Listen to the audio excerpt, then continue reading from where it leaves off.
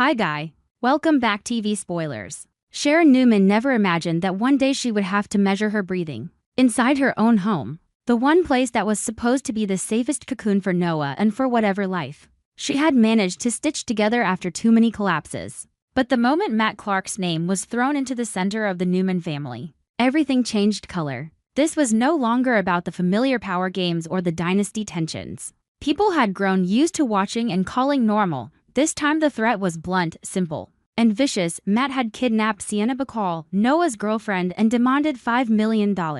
One number was enough to thicken the air inside the Newmans' world. As if every wall was forced to listen, every door was forced to remember, and every face was forced to reveal its rawest instincts the second a loved one's life became a bargaining chip. Victor and Nick quickly aligned against Matt. But the alliance did not resemble the warm unity people like to imagine between father and son. It felt like urgency turned into muscle memory, a reflex belonging to men who had lived their whole lives in combat and understood that a single second of hesitation could erase something they would never get back. Victor stepped into the confrontation the way he always did, with control and calculation, convinced that if he stayed calm long enough, the other man would crack first. Nick was different. He carried real fury, a heat that threatened to burn through his ribs. Because the victim was not a name on a spreadsheet. It was Sienna, the woman tied to Noah's heart, and Noah was his flesh and blood. The weakness he never wanted anyone to see. Matt had spotted it before everyone else. In that storm, Sharon could not remain a distant shadow of the Newman saga.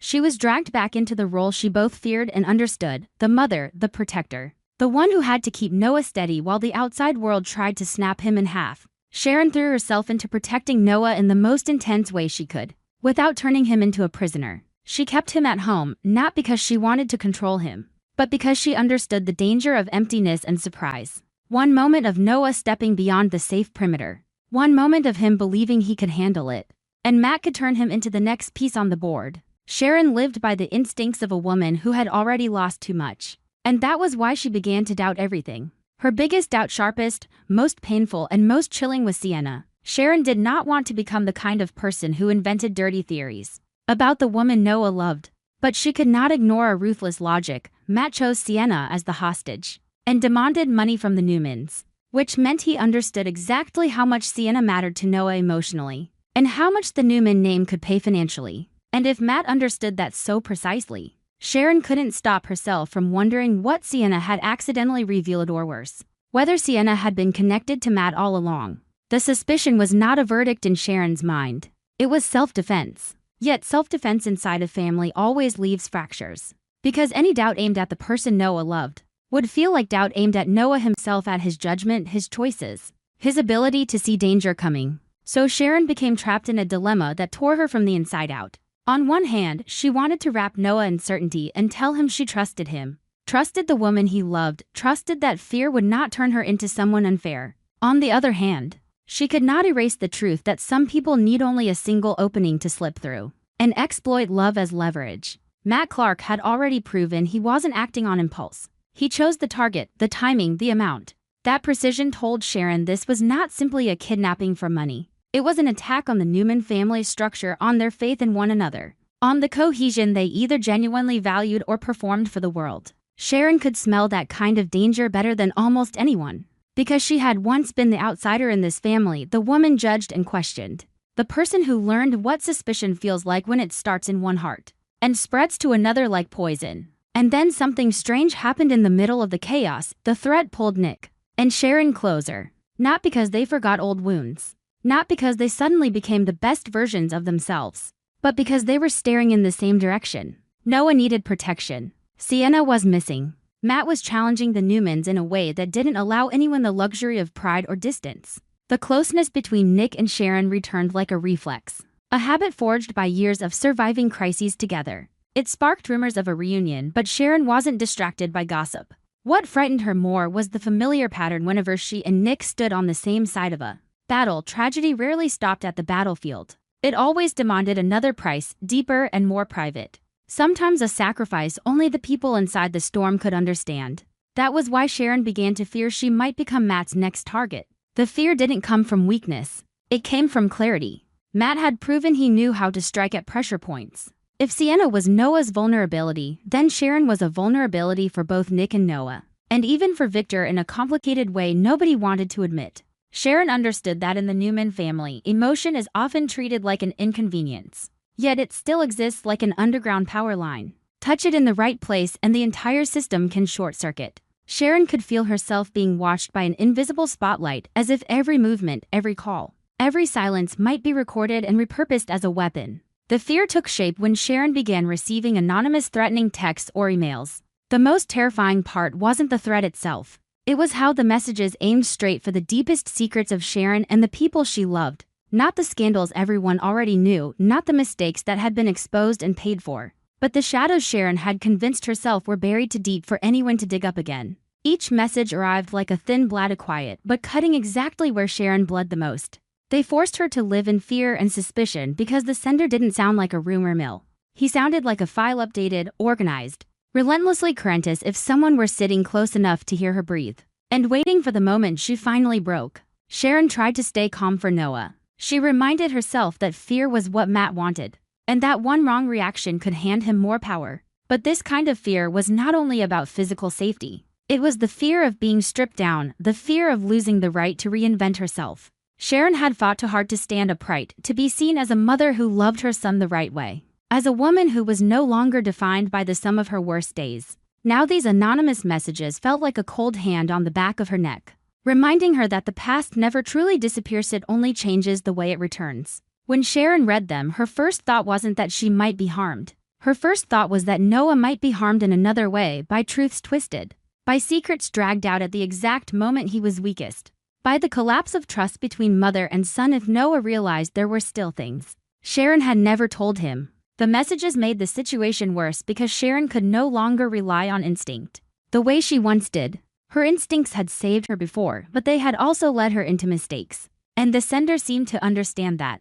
By targeting her most sensitive secrets, he forced Sharon to look back at herself, to face the parts she had always tried to forget, to relive the shame she had spent years locking away. Sharon began to sense that whoever was doing this didn't only want her scared. He wanted her to collapse from within. He wanted her to betray the image of stability she had fought to build in the Newman world. Sharon suddenly recognized a new kind of threat built of information, selective truth, carefully chosen details that could turn her into the villain, isolate her, and make her easier to destroy. Sharon still kept Noah at home, still tried to preserve a sense of normal routine. But normal had become a fragile shell. Noah was trapped in his mother's anxiety, in his father's fury, in his own helplessness as a man unable to rescue the woman he loved. Sharon saw it, and it split her open. She wanted to protect Noah from everything, but she also understood that the tighter she held him, the more likely he was to explode. Sharon had to balance on a wire so thin it felt invisible, strict enough to keep Noah safe, gentle enough that he wouldn't feel betrayed. And beyond that wire, Matt remained a massive shadow, forcing the Newman family to react to him, to reshape their schedules around him, to breathe to the rhythm he set. Night after night, Sharon asked herself what was worse, Sienna being held longer, or the Newmans paying and creating the precedent that Matt could win. But then she realized something darker than both. Matt wasn't only after money. He wanted them to lose trust in one another. The anonymous threats were the perfect weapon for that. Sharon could already feel it beginning, Noah terrified and restless, Victor and Nick allied but divided by method and ego. Sharon standing in the middle of it all, trying to protect Noah while trying not to become the force that shattered his love. Meanwhile, Sharon's suspicion of Sienna never fully disappeared. She tried to keep it as a hypothesis, not a sentence. She reminded herself that a kidnapped woman cannot defend herself and that doubting the victim is an easy sin to commit when fear runs hot. But she also could not ignore that Matt was operating with purpose. And any connection between Matt and Sienna, even the smallest thread, might be the key that explained everything. Sharon kept circling the same brutal questions. If Sienna was innocent, Sharon's doubt was hurting Noah. If Sienna was involved, Sharon had to act fast to save her son without destroying him. Then the threatening messages became more specific, and Sharon felt the threat closing in. Not because someone appeared in front of her, but because the sender shifted from intimidation to proof. He didn't only claim to know her past, demonstrated knowledge of her present. He seemed to know she was keeping Noah home. He seemed to know she suspected Sienna. He seemed to know she was standing closer to Nick again. He seemed to know Sharon was trying to look calm. Sharon stared at her phone and felt her hand shake for real. Because the message no longer attacked secrets alone. It attacked her current movements, her living choices. Like the sender was sitting in a dark corner of her own house. In that tightening vice, Sharon felt as if her life no longer belonged to her. Every decision had to be weighed against what it might do to Noah. Every reaction had to be weighed against what Victor might unleash. Every emotion had to be swallowed because she feared it would become a weakness Matt could exploit. Sharon hated that feeling, hated being dragged back into the kind of existence she once swore she would escape, a life built on reaction instead of choice.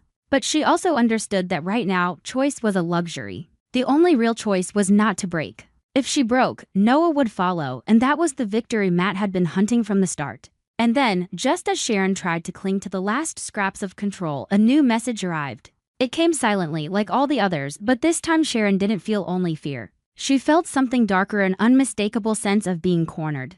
The sender didn't merely say he knew Sharon's past anymore. He implied he knew where she was in that exact moment, as if he could see her through the walls. Sharon's breath caught, her pulse hammering as her eyes locked onto the final line. Cold and certain. Like an exclamation mark hanging above her head, Sharon was the next target, and this time, whoever was doing it wouldn't need to kidnap anyone to make the entire Newman family fall to its knees. Sharon didn't think she could ever be made to tremble because of a phone again. After all these years, after all the losses, the collapses, the reinvention had trained herself into a kind of survival discipline. Keep the rooms tidy. Keep the breath steady. Keep a smile in place that was just convincing enough to make everyone believe she was fine. But the first anonymous message arrived like a thin scratch that cut deeper than it had any right to.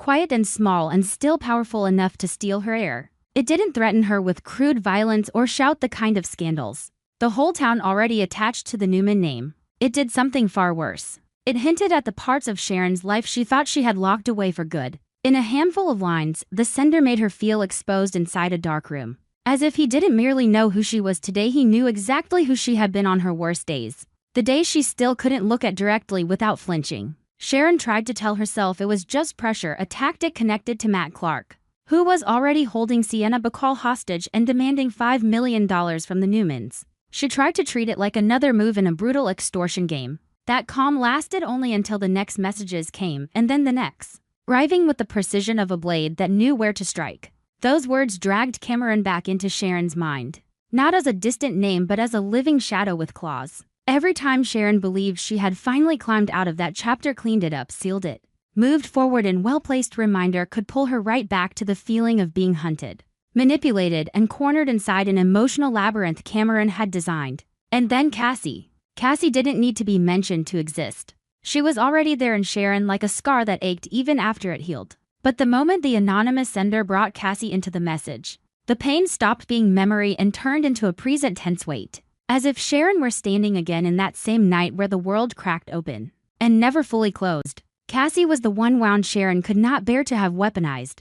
Because Cassie wasn't just lost, Cassie was the grief Sharon had spent a lifetime learning how not to drown in. The guilt she carried like a silent second heartbeat. These messages weren't simply dredging up tragedy. They were engineering Sharon's collapse, trying to turn her own past into a trapdoor beneath her feet, pushing her toward fear, suspicion, and isolation until she could no longer tell who was safe and who was not. Sharon couldn't carry that fear alone for long. In the Newman orbit, silence could be as dangerous as an enemy, because silence turned people into islands and an attacker could sink them one by one. She told Nick and Victor, but the instant she spoke, she felt the atmosphere change. Nick tightened like a wire pulled to its limit, while Victor went still in a way that made Sharon feel examined. They were both worried, but their worry came in different shapes. Nick worried because Sharon was the woman he had once loved, the mother of his child, someone he did not want to see dragged back into darkness. Victor worried like a strategist.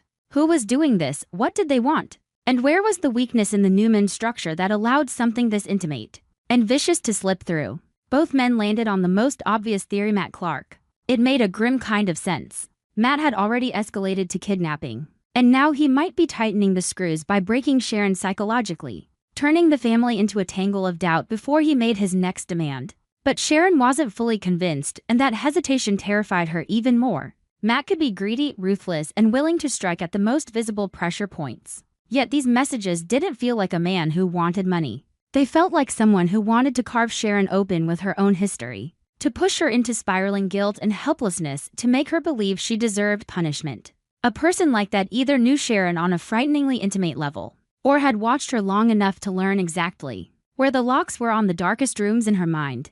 Victor responded the way he always did: more security, more guards, more barriers. As if building higher walls could block a ghost. Nick responded with presence, insisting Sharon stay within reach, within sight, within control. But Sharon understood the attack wasn't only physical. It was psychological. You couldn't lock it out with cameras and gates. Then Noah received a warning too. And the tension in the family thickened into something almost suffocating. The message aimed at Sienna and her past like a spear thrown directly into Noah's heart.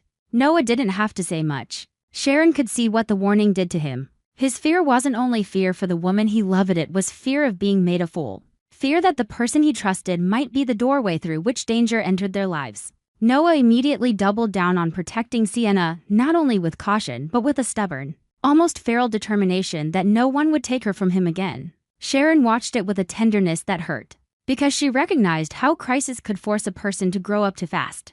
How love could harden into something desperate. And desperation, Sharon knew, was exactly what an enemy liked to provoke. If Noah began to doubt Sienna, the relationship would fracture. If Noah protected her too aggressively, he could be pulled into a trap. If he hovered between those extremes, he could be exhausted into making the wrong choice anyway. That was the cruelty of this kind of pressure. It turned every possible reaction into leverage. As the messages continued, Sharon found herself suspecting the people closest to her. And she hated herself for it. The suspicion wasn't a conscious choice. It rose as a reflex because the anonymous sender had demonstrated access to information that should have been private, buried, sacred. If the threats were distant noise, Sharon could have dismissed them as empty intimidation. But they came with timing so exact and details so personal that Sharon began to feel as if the sender knew what she had just thought, what she had just said, what she had tried to hide. The feeling of being watched didn't only make Sharon afraid, it made her look at familiar faces with a different lens. When Nikki stood near her, Sharon wondered whether concern could be masking something else. When Victoria stayed cool and rational, Sharon wondered whether Victoria's sharp control might hide resentment that could be exploited. Sharon didn't want to question them, but her mind was being forced into it by a brutal logic. Either the sender was someone from Sharon's past, someone who had once been close enough to know her wounds, or the sender had help from inside the Newman world, or both. Small things began to carry weight. A normal conversation felt tight because Sharon heard pauses that didn't belong. A simple question sounded suspicious because it arrived at the wrong time. Sharon hated how quickly she could become this version of herself, watchful, defensive, sharp at the edges because it reminded her too much of the era when Cameron had twisted her perception until she couldn't trust anyone, and eventually couldn't trust herself. But she also understood that this was exactly what the attacker wanted. If Sharon turned into a storm of suspicion, she would become a bomb in the center of the Newman family without the enemy having to touch her. All the enemy had to do was press the right buttons and wait for the explosion. Victor increased security again and again, tightening the perimeter as if the family were under siege. Yet the more he did it, the more the situation revealed its most terrifying contradiction. The messages still kept coming. If the Newman defenses were thickening and the threats remained constant, the sender either had access beyond normal barriers or had someone inside feeding him. Or he possessed a source of information Victor hadn't even identified yet. Every time Sharon saw another guard or another system activated, she didn't feel safer. She felt more certain they were being targeted by an enemy who didn't need to step through the gates. Victor's control, the thing he trusted more than anything, began to backfire because it made everyone consider the possibility of an internal leak. And once people believe there's a traitor inside, they start looking at each other as if friendship is just a costume. Sharon refused to let it slide into that.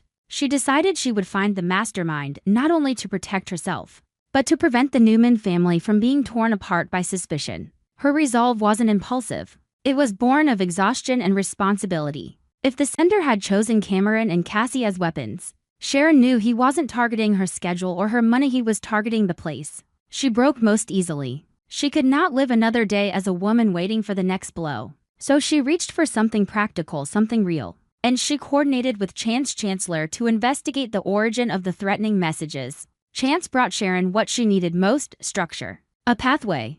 A steady, grounded perspective that wasn't easily hijacked by trauma. Sharon trusted that Chance wouldn't be manipulated by emotional bait the way she feared she could be. And that trust helped her steady herself. And yet Sharon also felt alone inside it. Because only she could feel how precisely cruel it was to invoke Cassie in exactly the right way, at exactly the right moment. The investigation didn't move in a straight line. Each lead opened into another fork. And each fork reminded Sharon that the person behind this wasn't careless. He didn't leave obvious fingerprints. He didn't send from easy sources. He didn't stumble like a man rushing toward a quick payoff. He was patient, almost as if he enjoyed watching Sharon unravel more than he cared about any endgame. That kind of patience pushed Sharon's thoughts toward Cameron again because she wanted to believe. Cameron's shadow still controlled her life. But because Cameron had always treated Sharon's fear like a toy he could adjust, sharpen, and bend. At the same time, Sharon forced herself to stay honest. Memory could lie. Trauma could distort. In panic, she might be trying to fit everything into the face she already associated with pain. And that, too, was a weakness an attacker could exploit. Matt Clark could be mimicking a ghost. Matt could have studied Sharon's history and decided to wear it like a mask. Sharon couldn't rule it out, but she also couldn't accept it as the whole truth. Then an unexpected clue surfaced, something that landed in Sharon's chest like a spark of hope.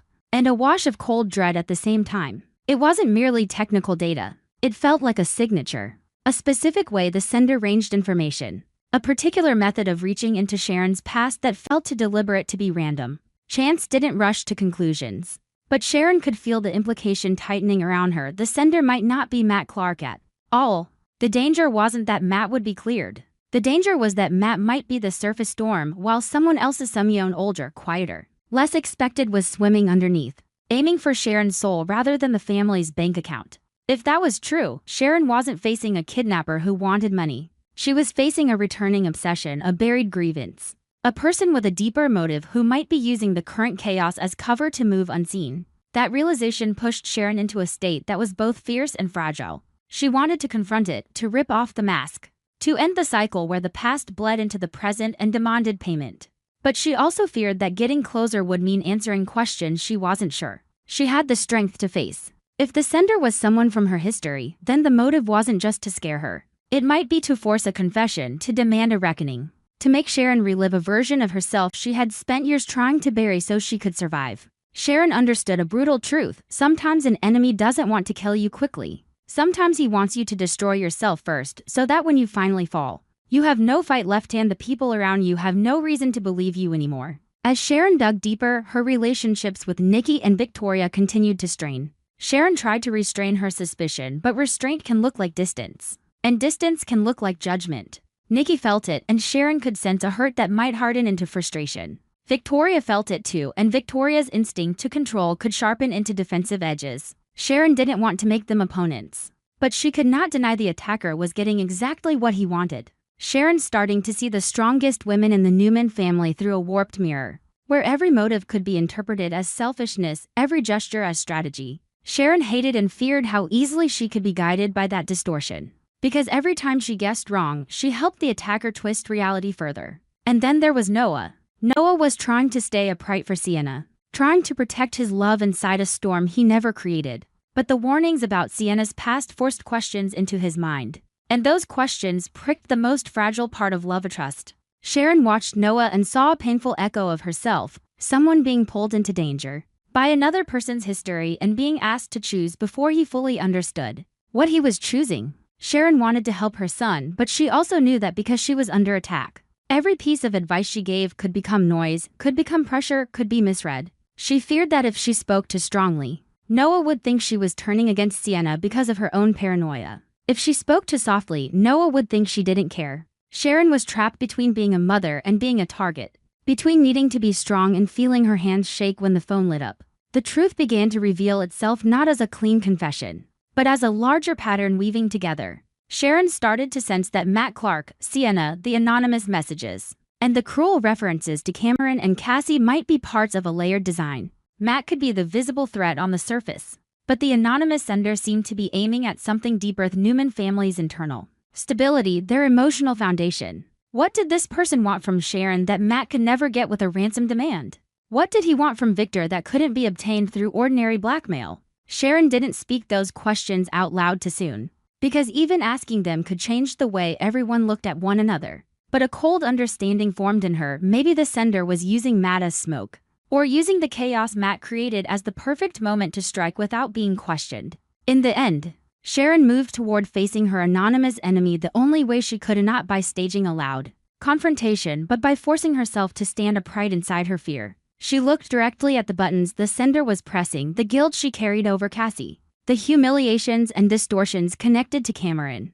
the haunting belief that no matter how good she tried to be, the past still had the right to return and collect. Sharon realized this was a fight over narrative, over identity, over who got to define her life. If she allowed the sender to define her by Cassie and Cameron, she would lose. If she could look at that pain without letting it drive her, she could find the weakness in his game. Yet the closer Sharon felt to the truth, the more the truth seemed to slide sideways, refusing to settle into certainty. The clue chance uncover at the detail that made Sharon believe this might be an old figure, resurfacing gray-mane to thin to become final proof. It was like a shadow briefly revealed under a streetlight and then swallowed again by darkness. The moment Sharon tried to touch it, Matt Clark was still an active threat. Sienna was still the center of Noah's fear. Victor was still building layers of protection. Nick was still hovering near Sharon as if his presence alone could keep her from falling. And still, the messages kept coming steady and precise like the tapping of a hidden countdown clock no one could see. Sharon began to wonder whether she was actually closing in on the mastermind, or whether she was being led down a path carefully prepared to make her believe in a familiar name, a familiar ghost, a familiar explanation. And if it really was someone from the past returning, the most frightening question wasn't who it was. The most frightening question was how close that person had been from the very beginning. Much of the Newman world had been watched, mapped, and measured while they all told themselves they were safe, and how many more messages would arrive before the shadow finally decided to step fully into the light. On our TV Spoilers channel, I'm always looking for content inspiration for each video by compiling short video clips to analyze and offer my personal opinions. This channel specializes in analyzing, theorizing, and discussing plot points in the Young and the Restless series from the perspective of a longtime fan. Through this, viewers can gain deeper, more objective, and more interesting insights. Subscribe to the channel to stay updated on the latest news about the Young and the Restless series.